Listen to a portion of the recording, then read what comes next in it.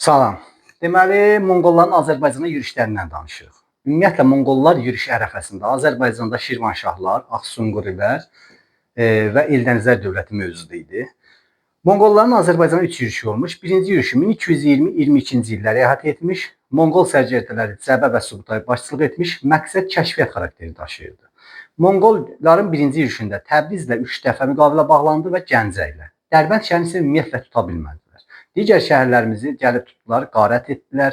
Marağa, Şamax şəhərində güclü müqavimət olsa da bu şəhərlərimiz işğal edildi və dağıntılara məruz qalmışdır. Həmin zaman Təbriz hakimi Şəmsəddin Tuğrayev olmuşdur.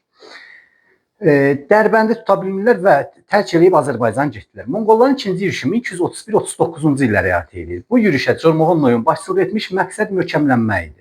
İkinci yürüşdə 1235-ci ildə Gəncə tutulur, 1239-da Dərbəndi tutdular və Azərbaycan işğalını başa çatdırdılar. 1239-56-cı illərdə Azərbaycan idarəçisi Monqol xalqının canişinlərinə tapşırıldı.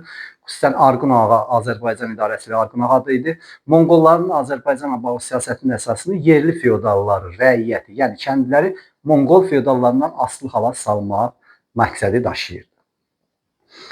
Deməli, Monqolların 3-cü yürüşü 1256-58-ci illərdə olmuş, Hülakü xan başçılıq etmişdir. Məqsəd bəzi itaət etməyən feodalları itaətə gətirməkdir.